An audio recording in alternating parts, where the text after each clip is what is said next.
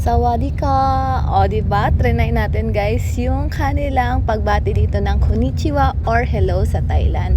So, ayan na nga, palabas na kami ng ating hotel. At ito pala yung parking dito sa pinag-stayhan naming hotel.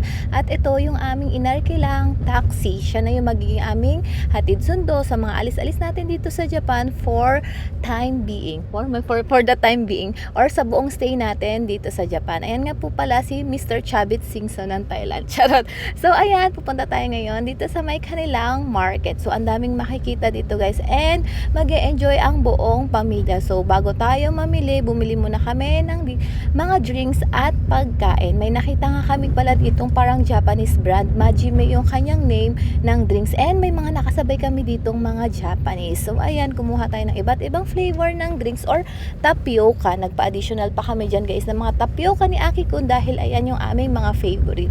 At isa sa gusto ko talaga dito sa Thailand, yung kanilang mga fruits kasi same siya ng mga available na fruits sa may Pilipinas. So ayan, kumuha ako dito ng jackfruit or ng kanilang langka. Meron din sila dito guys mga pomelo, meron ding buko, meron ding mga durian at the same time syempre yung famous na mangga. So ayan, nagpapapicture pa nga ako kay Papa Nox for remembrance nung sa binili natin na langka. And yung pagbabayad nila dito sa restaurant, papaloadan mo yung card na hawak-hawak ko na yan and ayun yung ipapabayad mo para siyang cashless guys. And syempre hindi mawawala yung ating sticky mango rice. So ayan, umorder ako. Tapos ang ganda ng sticky mango rice nila dito guys, isang buong mangga yung ilalagay nila at hatiin nila mismo sa harap mo or ipe-prepare nila mismo sa harap mo. Umorder din tayo guys ng kanilang pork belly kasi nakikita ko yan sa mga video before na mukha siyang masarap and katulad nga din ng Pinas style na pork belly at ang sarap ng kanilang sauce. At syempre umorder din si Papa Nox ng pad thai pero ako lang ang nag-video. Masarap naman siya guys pero hindi ko makuha kung ano talaga yung mismong lasa niya. Mas na lalasahan ko yung mani. So ayan, itadakimasu. Thank you Lord for the food. So dito kami kumain guys sa may food court kasi dito makikita yung iba't ibang klase ng mga pagkain or mga authentic Thai food. So ayan, kahit hindi ko pala siya nagustuhan yung pad thai, nakailang subo ako. So gusto niyo ba yon? So ayan naman, at try na natin yung kanilang mango sticky rice na pinagkakaguluhan ng buong pamilya. May katamisan guys yung kanilang sticky rice na may pagkamaalat kaya swak na swak or terno na terno sa matamis na hinog na mangga. So si Ayumi-chan is hindi siya masyadong nagustuhan pero si Aki-kun is nagustuhan niya yung mangga lang. Pero yung sticky rice ayaw niyang pagsabayin doon sa mangga. Pero ako, nagustuhan ko siya guys kasi mahilig ako sa mga matamis at the same time mahilig ako sa mga kakanin. Para kasi siyang naging suman at mangga kung sa Pinas.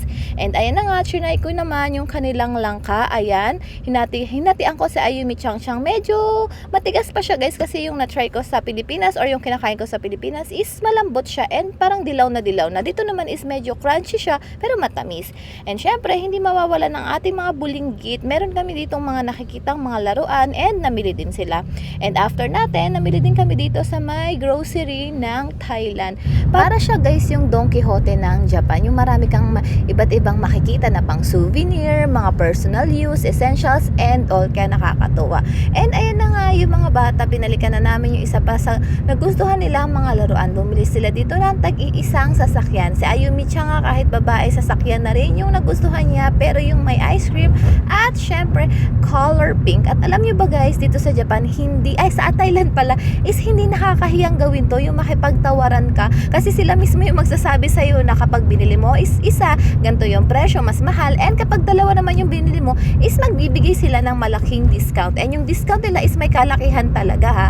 So yun ang ating vlog for today. Salamat sa panonood. Matane! Bye!